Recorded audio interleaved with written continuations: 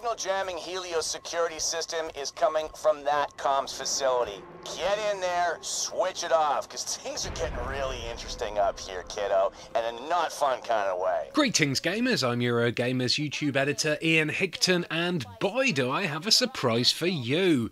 2K Games and Gearbox Software have confirmed Borderlands, the pre-sequel, for PC, PlayStation 3 and Xbox 360 in autumn 2014, and I've got loads of brand new gameplay for you to feast your eye holes on. Open the front door and get him, lads. Grenade! Grenade out!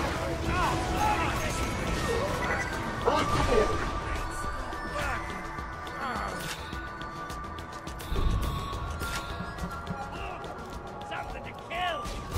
The game, which was revealed earlier this week via a leak, is set between Borderlands 1 and Borderlands 2 and takes place on the Moon and the Hyperion space station that orbits the planet of Pandora. You play one of 4 new characters who work for Handsome Jack before he becomes CEO of Hyperion in a story that revolves around Handsome Jack's rise to power.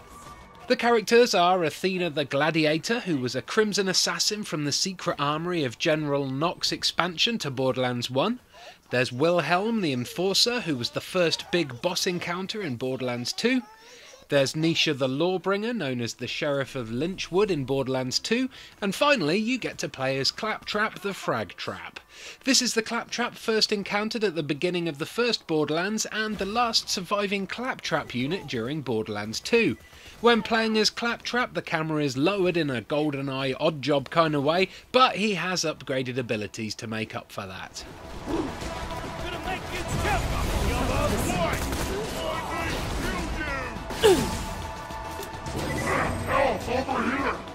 Athena's active ability is the Kinetic Aspis. This tank class can bring up a giant shield to absorb damage, then throw the shield at her enemies like Captain America. I'm putting you on ice! What?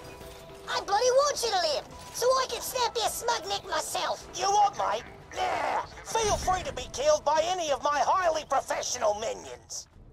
Time to hone my skills. Her Prepare for Glory ability is a taunt, and the Wrath of the Goddess ability lets her throw the Aspis shield at multiple enemies.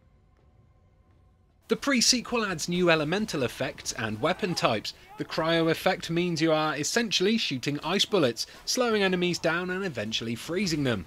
From here you can blow enemies into ice shards which float away in the low gravity on the moon's surface.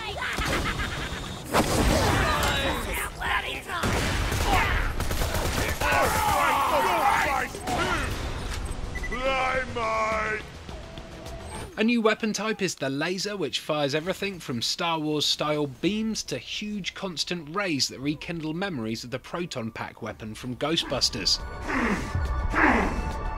Keep it together! The new gear type is the Oz kit. Because you're on the surface of a moon, there's no atmosphere and you need oxygen to breathe. A new HUD element shows your oxygen count, which must be maintained. There's also low gravity, so you can perform Halo-style floaty jumps. Oxygen also fuels jetpacks, which let you double jump to cover large distances, but using your jetpack consumes oxygen quicker. You can loot oxygen or activate an oxygen generator, which creates a small breathable environment. You can use this strategically to enable elemental damage during combat, such as fire. When you're airborne, if you tap the crouch button, you slam into the ground, doing damage to enemies. Your Oz kit can add elemental damage to the ground pound move, perhaps freezing enemies on impact or generating a temporary oxygen bubble. In combat, you can also blow enemies off the moon because of the low gravity, which for me, as a lover of ragdoll physics, is ultra awesome. Kablowie!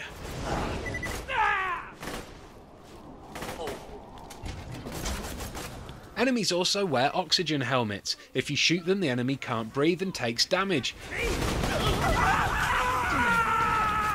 The scavenger enemies on the moon have thick Australian accents, and there are plenty of Australia-related jokes. There's a reference to Irish-Australian bushranger Ned Kelly in there, and Bruce Spence, the New Zealand actor who played the gyro captain in Mad Max 2, has voiced a character in the pre-sequel, a character who pilots a gyrocopter in the game. Of course.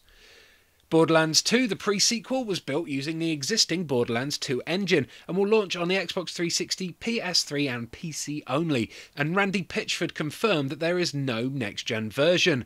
This, he said, was because most Borderlands players are still on these platforms, which have a huge user base.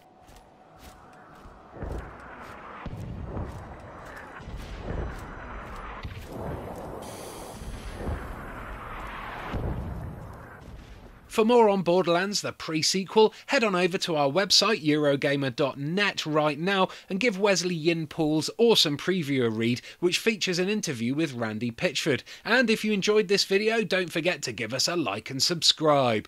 Bye-bye! Oh, he's floating away into space. Bye! Oh.